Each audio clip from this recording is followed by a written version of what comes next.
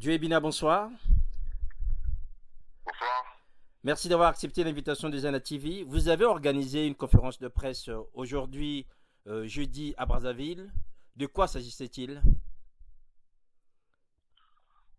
Écoutez, il s'agissait simplement un groupement national des organisations de la société civile. Beaucoup d'organisations se sont finalement constituées en groupement afin de donner un message contre le référendum que nous jugeons anticonstitutionnel. Et donc il y avait des confessions religieuses, syndicats des travailleurs, des associations, des étudiants. Et donc la société civile finalement se mobilise également. C'est un message qui est important dans la mesure où au Congo, on a l'impression qu'il n'y a que les politiques et qui ont la responsabilité de la vision de la nation. Nous avons démontré que non. Au Congo-Brazzaville, toutes les personnes qui vivent dans ce pays ont le droit de s'exprimer sur l'avenir de la République. Alors, quel a été le message que vous allez vous faire passer cet après-midi, Dieu Bina? C'est un message consensuel, un message qui dit non au référendum. Nous pensons que les acteurs politiques doivent comprendre l'importance de l'alternance. Nous demandons aux politiques, dont au président de la République, de ne pas organiser le référendum. Nous disons non au référendum et notre mobilisation, c'est de rappeler cela, c'est d'exprimer notre mécontentement suite à la volonté du président de la République d'organiser un référendum qui, pour nous, n'a pas besoin d'être. Il faut rappeler que le président de la République a dirigé la République pendant de longues années sous cette constitution et ne pouvons pas comprendre qu'arrivé à la fin de son mandat, qui demande un changement de constitution ou qui demande un référendum qui va l'emmener justement à changer cette constitution. Nous disons non et nous l'exprimons haut et fort. Alors, Dieu Bina, le président de la République a enclenché la machine. La commission lui a rendu déjà une copie. Cette copie a été validée en Conseil des ministres. La date du référendum a été donnée et connue. La campagne commence demain. Quelle est votre marge de manœuvre aujourd'hui?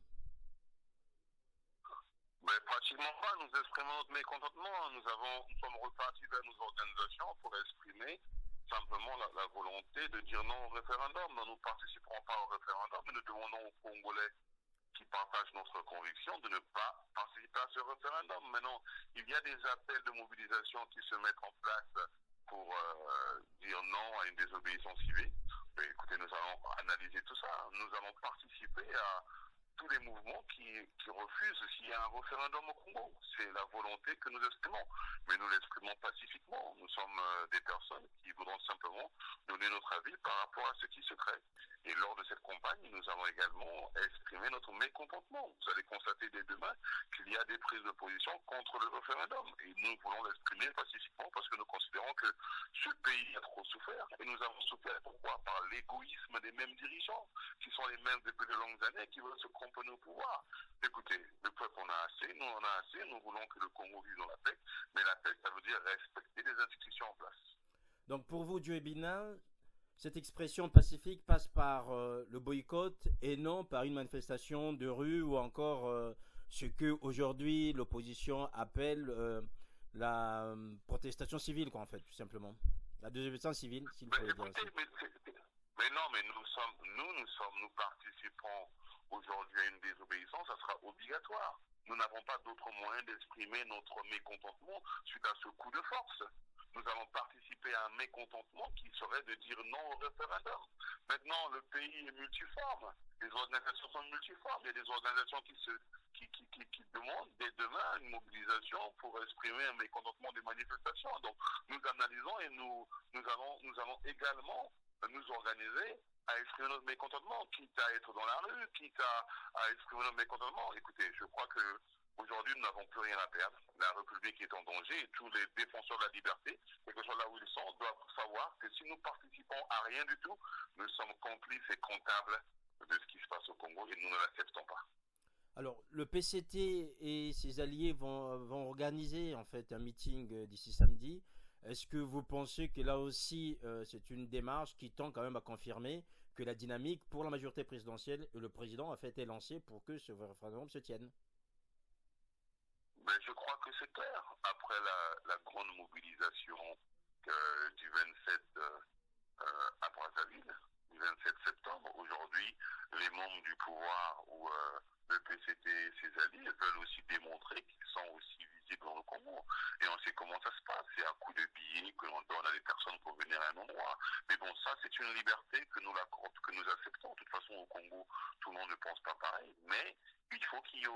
un respect des textes. Et c'est ce que nous demandons. Maintenant, si le PCT voudrait organiser ces meetings, ils sont libres de le faire, mais nous allons continuer à exprimer notre mécontentement. Et je crois qu'aujourd'hui, notre mécontentement s'affirme. Les populations comprennent que le temps est venu aujourd'hui d'alternance. Le temps est venu de comprendre que le Congo n'est pas une propriété familiale et privée.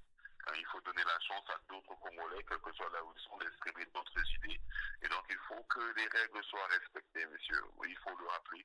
On ne peut pas être dans une activité quelconque et tout de suite, à la fin du jeu, changer les règles du jeu. Cela est une manière hors la loi inacceptable. Voilà pourquoi les Congolais de partout vont commencer à exprimer leur mécontentement, mais moi j'en appelle à la paix, j'en appelle à une démonstration pacifique, parce que, encore une fois, la population subit toujours les méandres, subit toujours les manipulations des politiques. Nous, société civile, nous demandons des mouvements tout à fait pacifiques, de protestation pacifique, et nous souhaitons simplement que le président de la République comprendra qu'il est aujourd'hui tout seul devant sa volonté de rester au pouvoir. Quelle est aujourd'hui l'ambiance du Ebina après l'annonce de la date de ce référendum dans les grandes villes congolaises, Brazzaville et Pointe-Noire? On parle de présence policière, on parle de tension. Est-ce que vous nous confirmez?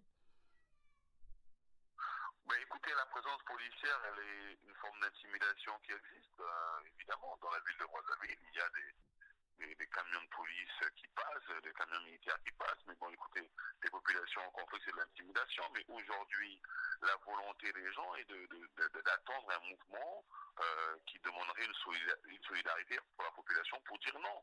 Les gens n'attendent que ça. Moi, je vous dis, je suis sur place.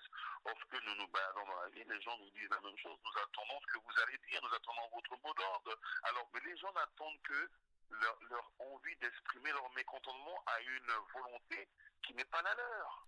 Mais écoutez, nous sommes dans un pays où il y a des règles. Et donc, nous demandons au président de la République, qui est le garant de ces règles-là, de se remettre dans l'ordre. C'est tout simple, pourtant. Alors, Dieu Binan, vous parlez que les gens attendent un mot d'ordre. Qui va donner ce mot d'ordre? Aujourd'hui, les leaders de l'opposition sont quasiment muets. Il n'y a aucun ordre qui a été donné. Qui va donner ce mot d'ordre pour vous, Dieu Binan?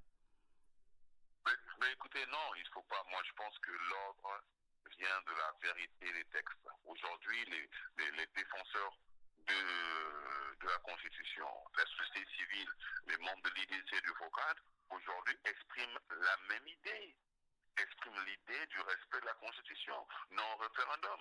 Donc vous allez voir progressivement dans la République des mouvements, des gens qui vont exprimer pacifiquement leur volonté de respecter la Constitution non seulement. Vous allez voir, vous allez constater, vous savez, au-delà du mot d'ordre que certains pensent viendra, il y a ce côté souverain de la population. Il y a un côté souverain du peuple qui pourra s'exprimer d'une manière spontanée. Vous allez voir, vous allez être surpris de constater que nous n'avons pas besoin d'instrumentaliser la population, mais la population vit une réalité précaire. La population vit au quotidien la misère nationale. Vous n'avez pas besoin de leur dire, écoutez, exprimez ça. Ils savent, les gens savent, les populations sont au courant, elles sont prêtes pour exprimer leur mécontentement dans la rue pour dire non, ça suffit, aujourd'hui nous voulons le respect de la Constitution. Maintenant, nous souhaitons simplement que notre peuple ne subisse pas la répression de la police et autre chose. Nous sommes un peuple qui a besoin de s'exprimer librement et nous le demandons librement. Voilà. Est-ce aussi l'occasion pour vous, Dieu Ebina, de lancer en fait un appel non seulement à la population, mais aussi aux forces de l'ordre par rapport à ces manifestations pacifiques que vous prévoyez désormais dans les grandes villes congolaises ou encore dans tout le pays? Écoutez, d'abord il faut dire une chose, c'est que nous sommes dans une république où les opinions ne sont pas les mêmes, nous l'acceptons. Nous sommes dans une république où la loi est là pour tout le monde. Nous n'acceptons pas que la loi soit modifiée selon la volonté de certaines personnes. Mais il faut dire aux responsables qui sont dans la gestion des forces publiques que la réalité congolaise, elle nous appartient tous. L'avenir du Congo nous appartient tous. L'avenir ne doit pas être déterminé simplement par certaines personnes et certaines classes. Il faut comprendre que nous ne demandons pas absolument pas l'acquisition d'un pouvoir. Nous demandons l'égalité des chances et la volonté d'une société qui vit dans l'alternance. Donc il faudrait qu'il y ait une conscience et un sens de patriotisme dans le cœur des forces de l'ordre, dans le cœur des hommes de loi, pour comprendre que nous ne voulons pas de mouvement de trouble. Nous voulons simplement le respect de la Constitution, le respect des lois qui existent dans notre République. Donc notre message est un message pacifique, messieurs. Peuple congolais, nous sommes ensemble pour le chemin de la vérité. Nous sommes ensemble pour que demain, nos enfants, nos fils, que tous ceux qui aspirent à apporter des idées à la République le fassent sans être opprimés, parce qu'ils ne font pas partie de cette classe, parce qu'ils ne font pas partie d'une telle...